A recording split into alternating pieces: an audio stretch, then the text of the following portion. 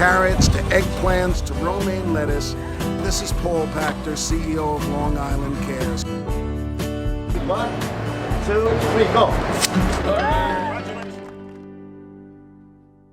Hi, this is Paul Pachter, CEO at Long Island Cares and the Harry Chapin Regional Food Bank.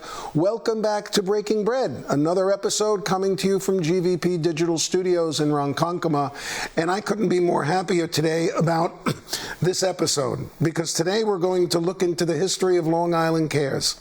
And who better to tell us about this organization, how it started, than one of its founders. I am so excited to welcome Sandy Chapin here to the studio. It's so good to see you. Oh, hello, Paul. Good to be here.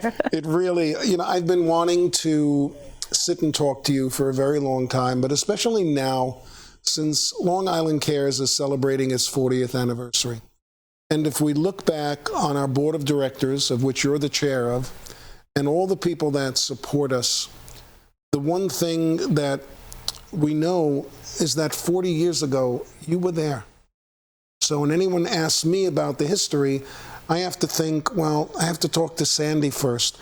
So, Sandy, what was going on 40 years ago in 1980 when you and Harry decided we need to create an organization?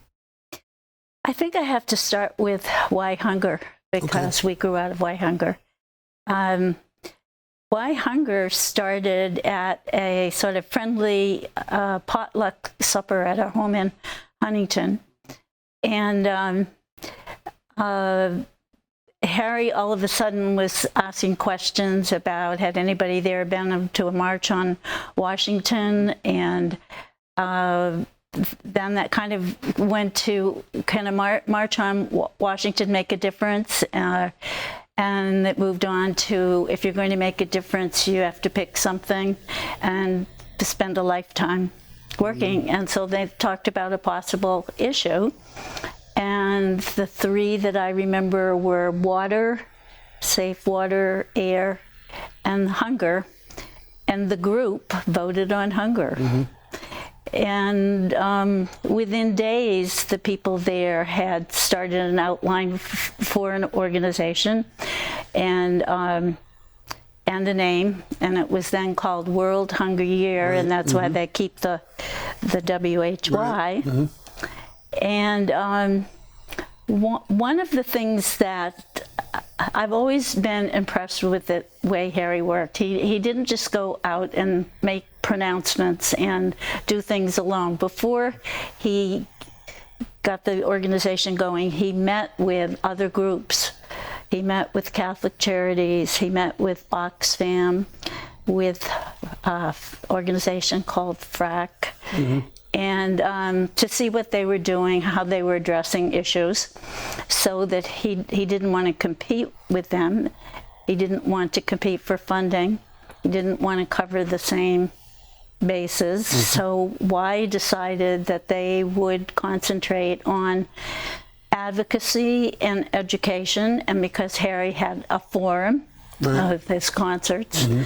and was traveling the country, that was the contribution that he thought that he could make. But I always thought that it was important that he was always working with the other organizations. And one of the first things that happened very early on was, as I recall, he was friendly with Tom Downey and Congressman mm-hmm. Tom Downey and Senator Patrick Leahy, and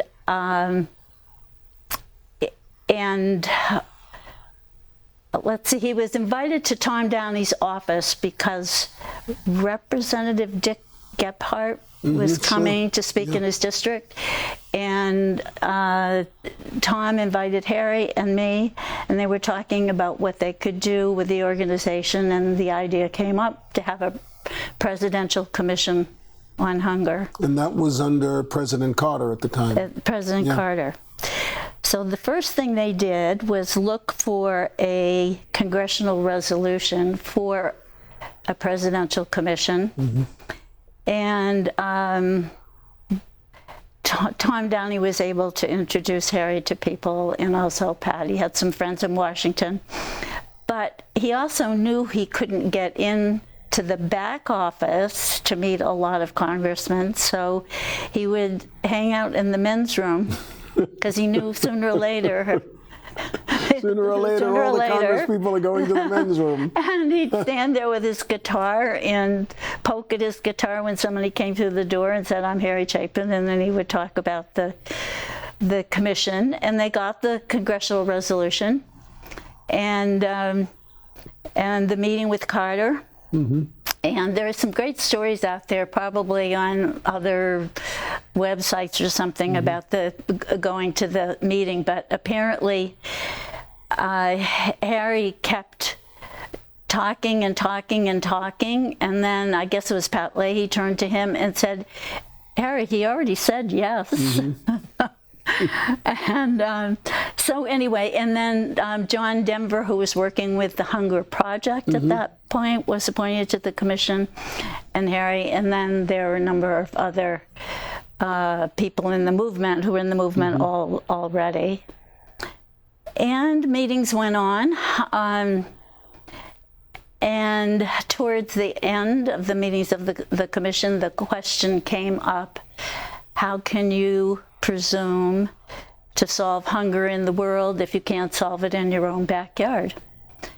And I think that made Harry look at Second Harvest, which was very new then. Before they became Feeding America. Right. Okay. So that was the original organization. I think there were maybe a dozen food banks across the country at that time. And we think there were 2 in New York State. There were, correct. Albany and Rochester at that time, yeah. Long Island Cares was the 3rd.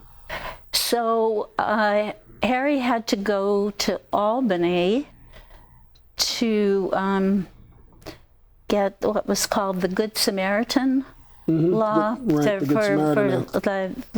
What is it? It's the Good Samaritan Act. Good Samaritan Act. Covers making donations of food. And liability, possibilities, and so forth. And this, to me, is really an important part of the story of Long Island Cares. He came back to Long Island, and like other things that he did, he rounded up a community of support. And I wish I had a list. I've looked and looked to see if I could find something to cover that list. But it was a cross-section of the community. It was churches, different denominations. It was groups like the League of Women's Voters and the Red Cross and Salvation Army, and all looking for support, getting letters of support.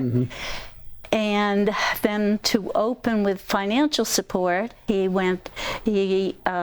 got $25,000 from Nassau County, $25,000 from Suffolk County, and some of the organizations had said that you have to show charitable support, financial support, and there was something called the Long Island Charities Annual Golf Classic, which isn't around anymore, but every year they chose an organization to be the recipient of their funds, and Harry prevailed upon them to choose the New Long Island Cares, and so they donated $25,000, and that was how the opening came about. And the governor at the time, was it Hugh Carey or Mario Cuomo?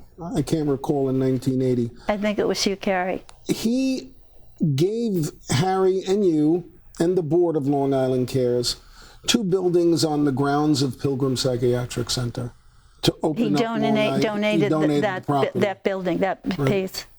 And that's where it started. Yeah, and I think actually there were probably some of Harry's business friends on Long Island who had probably helped him with that connection.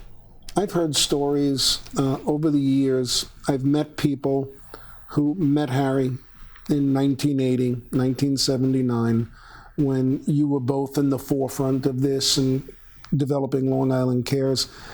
And the one thing they all said to me, and they continue to say to me, is you could never say no to Harry Chapin.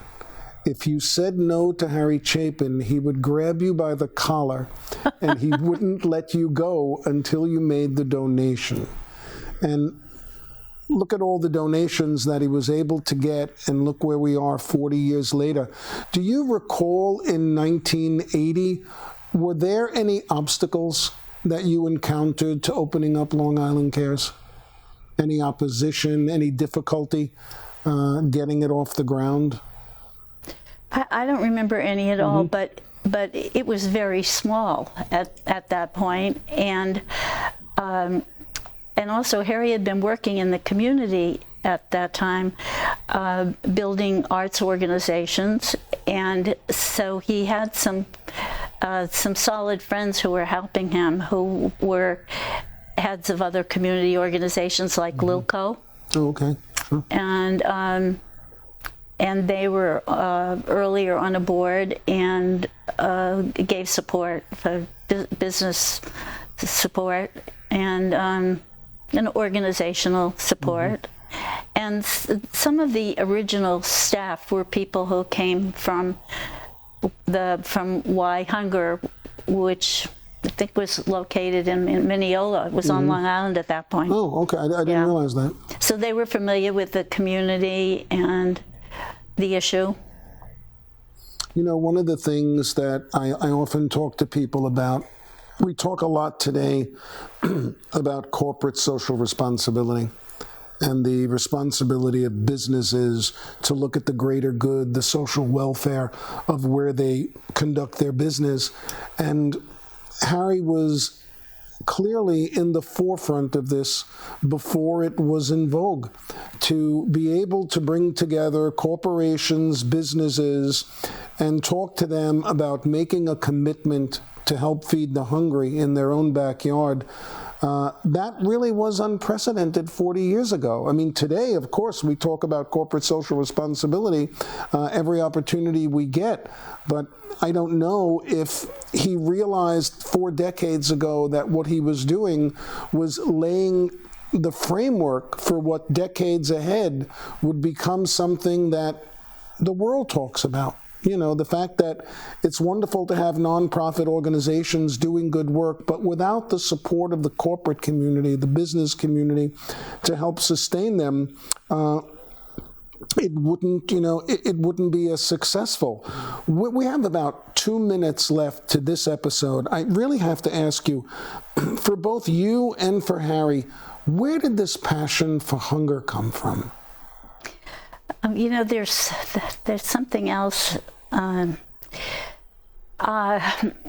Harry had been hired by Jim Lipscomb, who was a documentary filmmaker, to make a film for the World Bank to show how World Bank funds were being used in Ethiopia. So he traveled around Ethiopia, and he learned a lot about hunger and poverty. Okay. Also, he and I took a trip to Dominican Republic and Haiti and visited the Albert Schweitzer Hospital and saw firsthand kwashiorkor and 4-year-olds who were the size of 8-month-old infants from malnutrition and starvation. So he already had experience and interest. That's something I did not know. But I think one of the things, though, that I think appealed to supporters when he was going around raising funds was that he said that there will always be short-term emergency food needs, but what we need to do is create long-term self-reliance. And he said this organization is going to build programs in the community for self-reliance. And of course, we still have short and long-term emergency food needs. That's amazing.